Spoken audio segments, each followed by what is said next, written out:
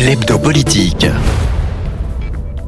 Bonsoir et bienvenue dans l'hebdo politique, votre rendez-vous politique du dimanche soir sur Radio Sensation en association avec TV78. Ce soir nous sommes au salon de l'agriculture. Je recevrai en deuxième partie d'émission Guy Cronier, président délégué en charge des questions agricoles au sein du conseil départemental de l'Essonne. Mais d'abord, on parle des Yvelines avec Pauline Vinocourt-Lefebvre.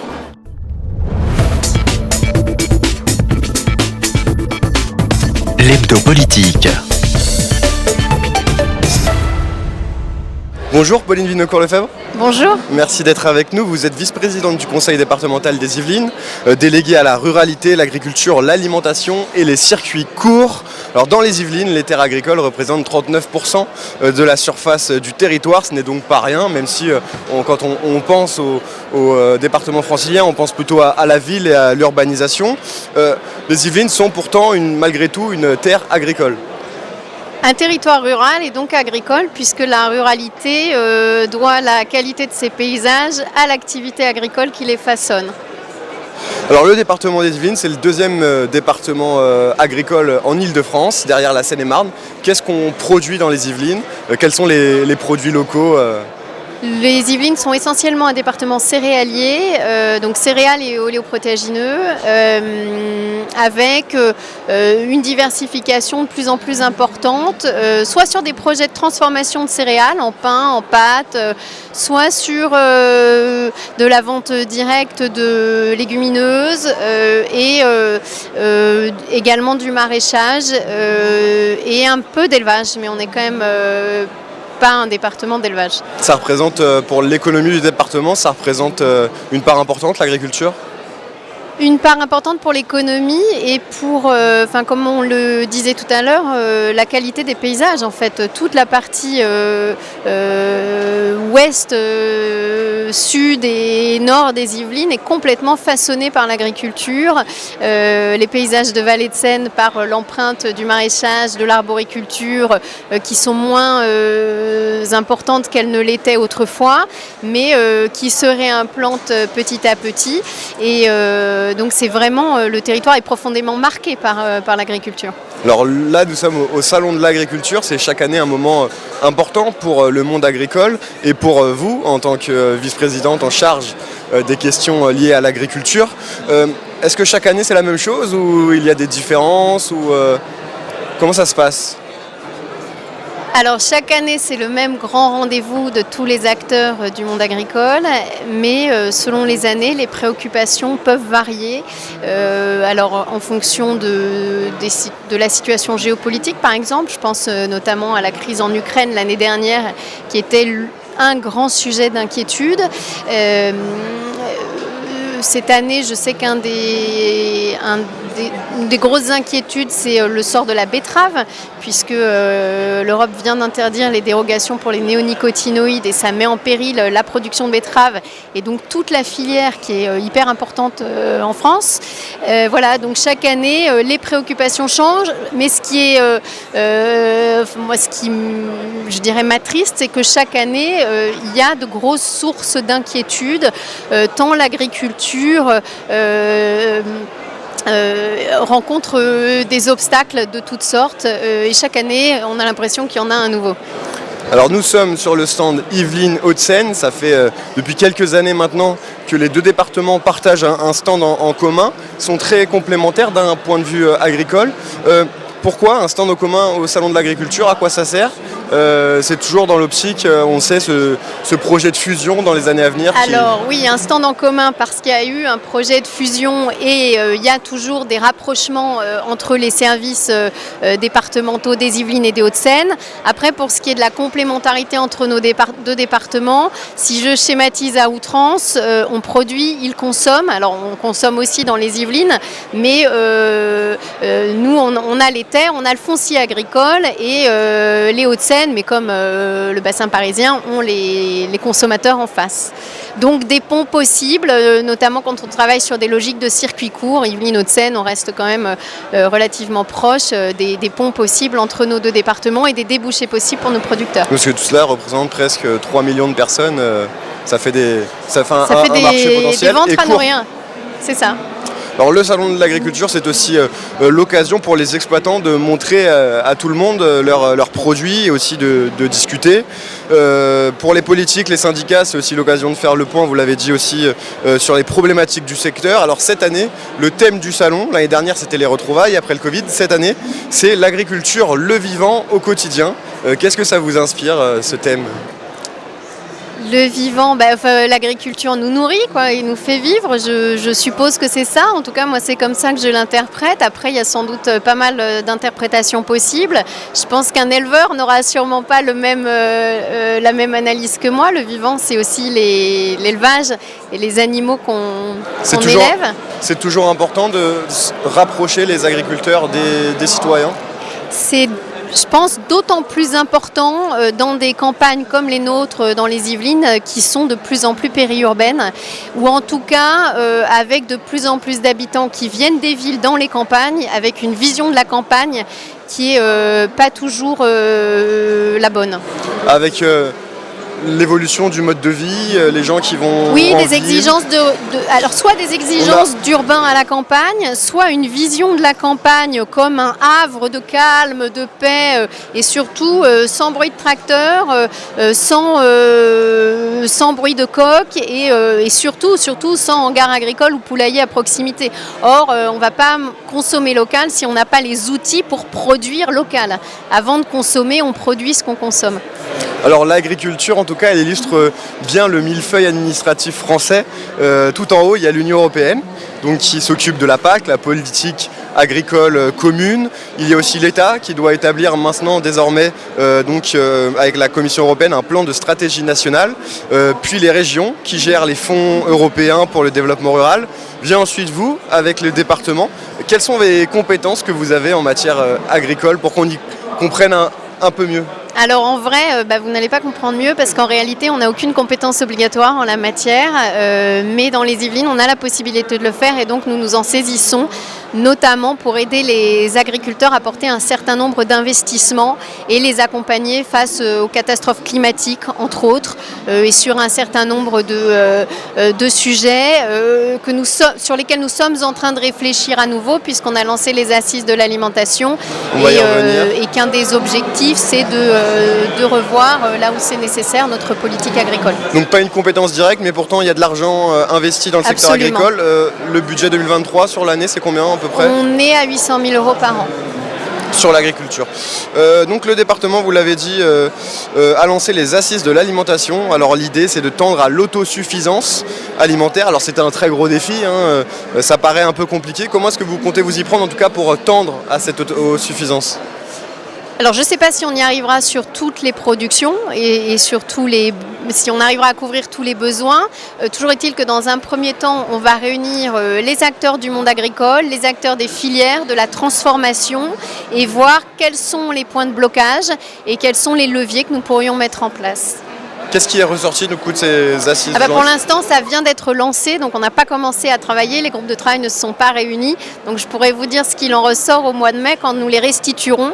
Et au mois de mai, j'espère qu'il en sortira un certain nombre de mesures concrètes, mais également des pistes pour l'avenir et des choses le délai est quand même assez court. Donc je pense que tout ne sera pas abouti d'ici le mois de mai. Alors on parle beaucoup cette année, vu le contexte géopolitique, de souveraineté alimentaire. Alors ne plus dépendre des autres pour se nourrir, c'est un peu la logique des circuits courts avec le département. Est-ce que ça fonctionne aujourd'hui les circuits courts ? Il y a une véritable demande, on le sait.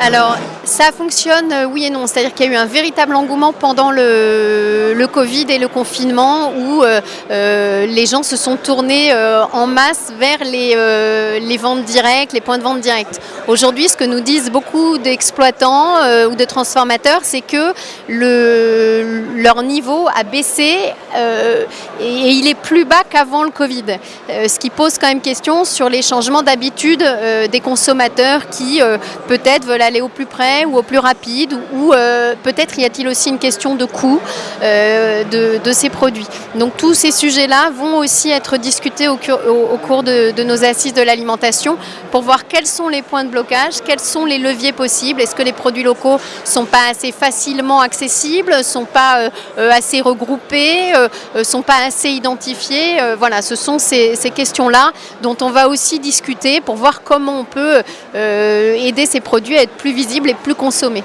Parce que c'est ça, puisque un agriculteur qui consomme en circuit court, il faut que ce soit rentable pour lui, il faut que le marché soit assez important. Je pense que c'est toujours rentable pour l'agriculteur quand il transforme, parce qu'il valorise son projet et il le vend plus cher que quand avec de la céréale on fait du pain, avec du blé en l'occurrence on fait du pain, on la transforme et on vend le pain plus cher que la farine.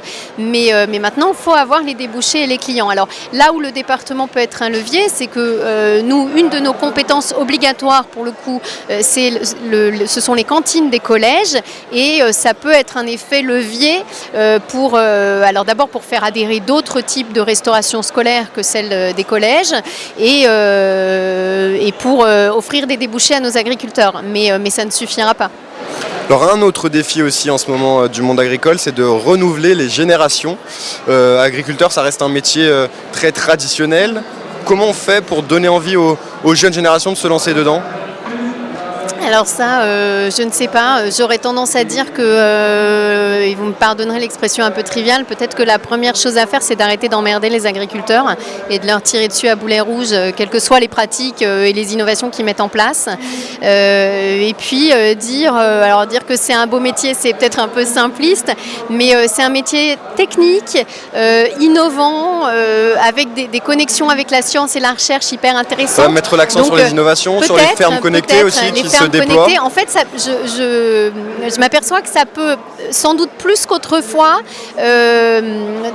intéresser et toucher des profils beaucoup plus divers peut-être.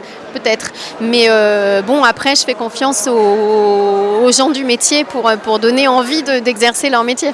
Puis il y a les lycées agricoles et aussi aux qui ont établissements agricoles, un rôle à jouer absolument, les dans établissements de formation sans doute, mais c'est évident qu'il va falloir qu'il y ait un certain nombre de fermes qui vont devoir être reprises dans les années à venir, faute de quoi, soit elles fermeront, soit elles seront reprises par des grands groupes. Ça peut être, ce sera sans doute d'ailleurs l'enjeu de salons de l'agriculture à venir. Ça reste un métier d'avenir, l'agriculture pour le... Il faut, c'est indispensable. Enfin, sinon, la question de la souveraineté alimentaire, elle est quand même au cœur du sujet. Et ça, pour le coup, c'est chaque année au Salon de l'Agriculteur, c'est heureusement un sujet récurrent. Mais évidemment que c'est un métier d'avenir. On ne saurait s'en passer d'abord parce qu'il y a l'enjeu de notre souveraineté alimentaire, et ensuite parce que le pays dans lequel on vit, alors pas à la porte de Versailles, mais le pays dans lequel on vit est façonné par l'agriculture. C'est-à-dire qu'on n'a plus d'élevage, on n'a plus les paysages qu'on connaît. On n'a plus de céréales, on n'a plus les plaines yvelinoises qu'on connaît. Et en ça, c'est un enjeu d'aménagement du territoire majeur. Merci beaucoup. Merci à vous. Pauline Vinocourt-Lefebvre d'avoir été avec nous. Je rappelle donc que vous êtes vice-présidente du conseil départemental des Yvelines, déléguée à l'alimentation, l'agriculture et les circuits courts. L'hebdo politique. Bonjour Guy Cronier. Bonjour. Vous êtes président délégué à la ruralité, l'agriculture et l'alimentation au sein du conseil départemental de l'Essonne, un département peu connu pour sa ruralité, mais tout de même l'agriculture compose 45% du territoire essonnien avec plus de 700 exploitations. Alors qu'est-ce que l'on produit en Essonne ? De nombreuses choses. C'est vrai que, contrairement aux idées reçues, vous l'avez dit, le département de l'Essonne est rural et la première activité de la ruralité, c'est l'agriculture. Et donc, on occupe une grande majorité de l'espace.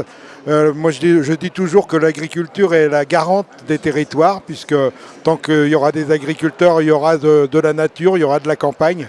Et donc, c'est déjà un terme fort d'être garant de territoire. Ensuite, on a un certain nombre d'exploitations agricoles, donc de chefs d'entreprise d'abord, mais aussi de gens qui sont passionnés par ce qu'ils font, formés, et puis qui donnent au territoire justement toute sa valeur au niveau de développement économique, mais aussi de l'environnement. Alors donc les productions, elles sont nombreuses. C'est d'abord les grandes cultures, mais c'est aussi beaucoup de cultures spécialisées et des filières, peut-être d'anciennes filières qui reviennent et puis d'autres qui émergent. Principalement donc des céréales, mais il y a aussi de la diversification, on va en reparler plus tard. L'agriculture doit aussi se moderniser. En Essonne, il y a 2 fermes connectées, à Boigneville et à Boutigny-sur-Essonne. Oui. Alors à quoi ressemble une ferme connectée et qu'est-ce qu'on y trouve? Alors les fermes connectées, la première, historiquement, c'est celle de Boigneville, donc qui est gérée par Arvalis. Donc c'est une ferme gérée avec des fonds de l'État, hein, mais c'est une ferme expérimentale et de recherche. Alors de recherche à la fois sur le végétal, mais aussi sur les méthodes qu'on peut appliquer pour justement faire pousser nos plantes avec soit en méthode biologique, soit en méthode de conservation des sols, ou soit en conventionnel. Donc c'est un soutien pour les producteurs pour faire des choix de variétés, mais aussi pour faire des choix de méthodes ou alternatives par rapport au désherbage, par exemple. Et puis la deuxième ferme à Boutigny, alors c'est la Chambre d'agriculture qui est plus ancrée sur ce dispositif, et ils ont choisi des jeunes agriculteurs très dynamiques et très à la pointe du modernisme, justement pour développer tous les outils connectés. Alors on travaille beaucoup avec les satellites, on travaille beaucoup avec des robots. Alors que ce soit sur Arvalis ou sur celle de Boutigny, Boigneville ou Boutigny, très sud-Essonne, sont vraiment des pépites et puis des laboratoires pour l'avenir. Comme quoi, ruralité rime aussi avec modernité. Et puis on connaît aussi une augmentation de l'agriculture biologique en Essonne, notamment durant les années avant le Covid. Est-ce que le développement de cette agriculture va se poursuivre dans les années à venir? Est-ce que c'est la volonté, en tout cas, de l'équipe départementale? Alors bien entendu, ça fait partie aussi un petit peu des objectifs qu'on s'était fixés.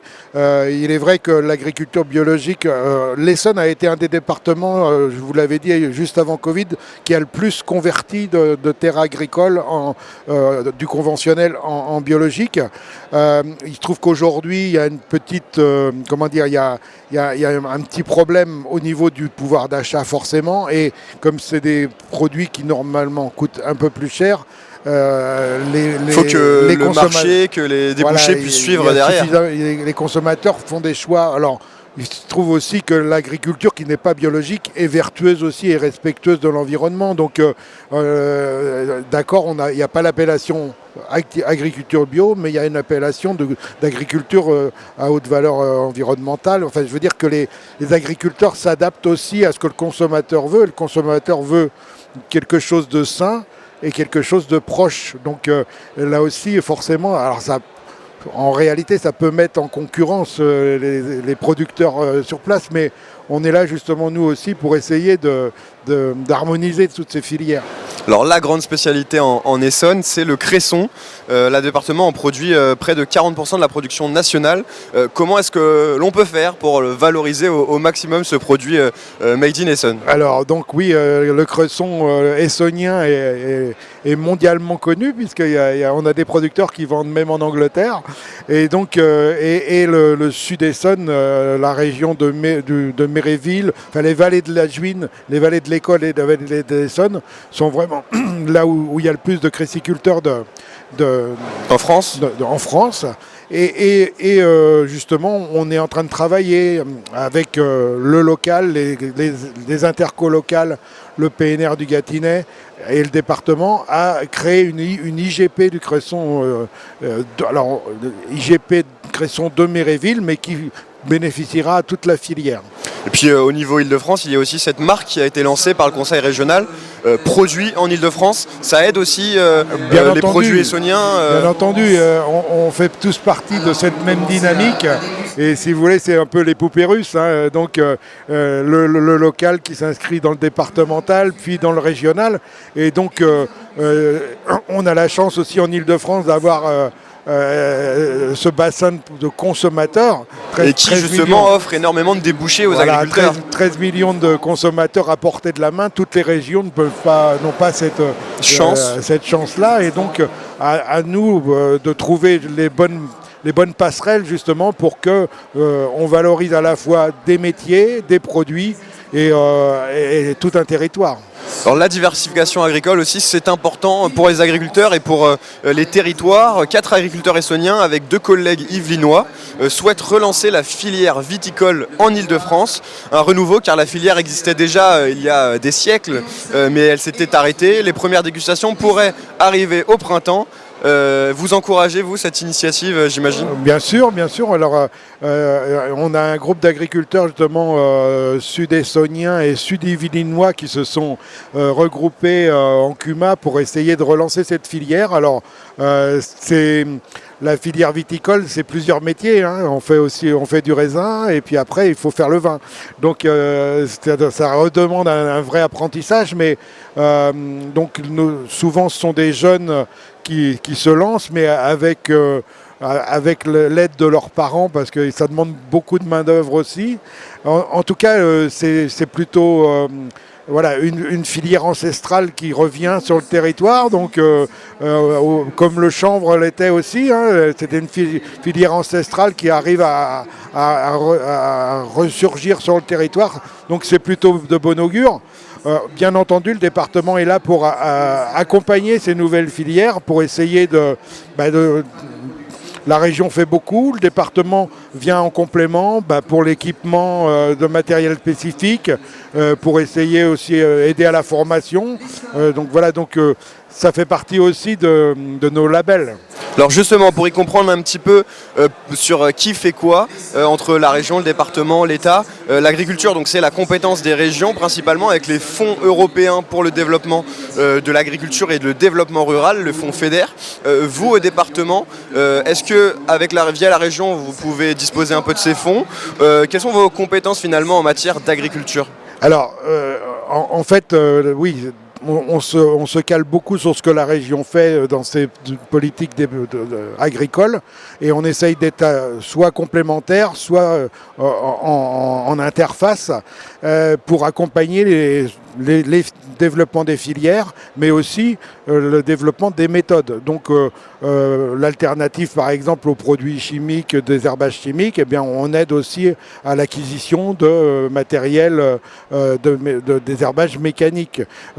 Ça va être dans l'aide à l'investissement, voilà, l'aide à l'investissement. Dans l'aide, par exemple, il y a une urgence, il y a une crise. Alors ça c'est plus secteur. Alors nous, département, on n'a pas le droit de faire du développement économique, donc on agit surtout sur le secteur aménagement local. Donc nos agriculteurs sont des aménageurs du territoire, hein, donc par ce biais-là, on peut les aider, mais on a aussi, pour revenir au fonds européen, on accompagne aussi les programmes leaders que certains territoires ont réussi à développer. Je pense notamment au plateau de Saclay ou au PNR du Gâtinais, où là, le département de l'Essonne abonde les fonds, puisqu'il faut un cofinancement local. Et donc, dans sa politique agricole, il y a des fonds sont dédiés pour accompagner les projets, les porteurs de projets, dans le développement des filières, la diversification, l'aide à la vente directe, par exemple.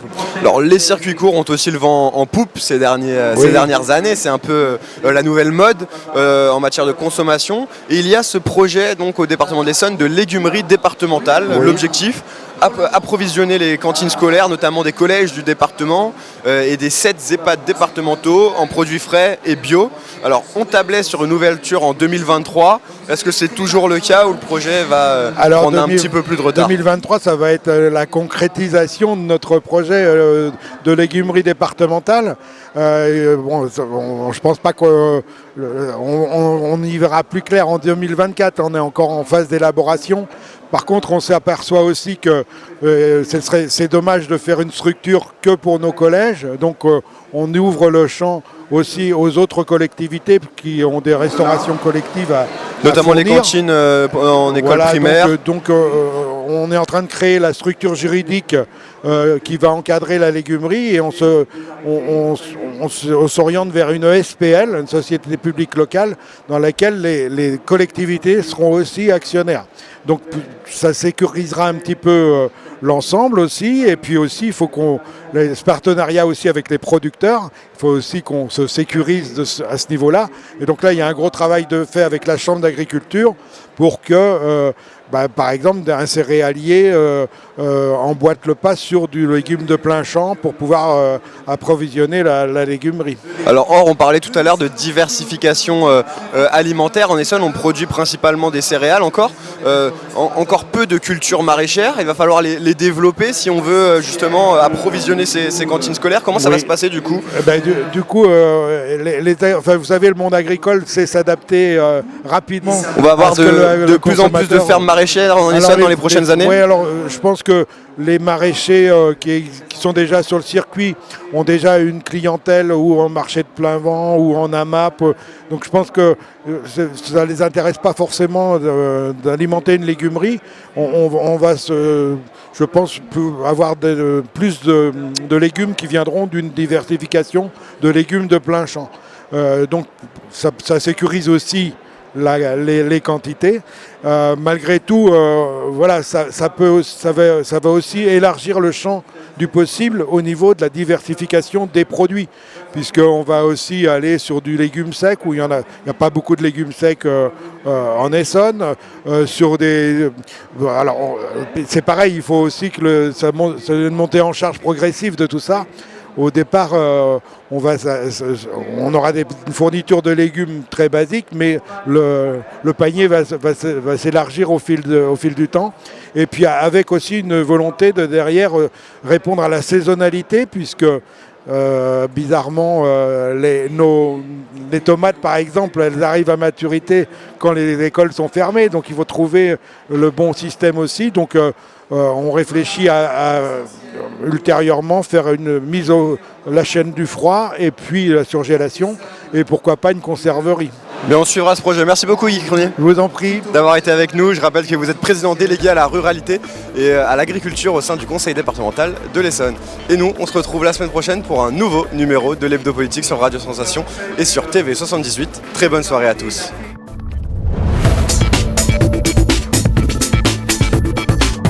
L'Hebdo Politique.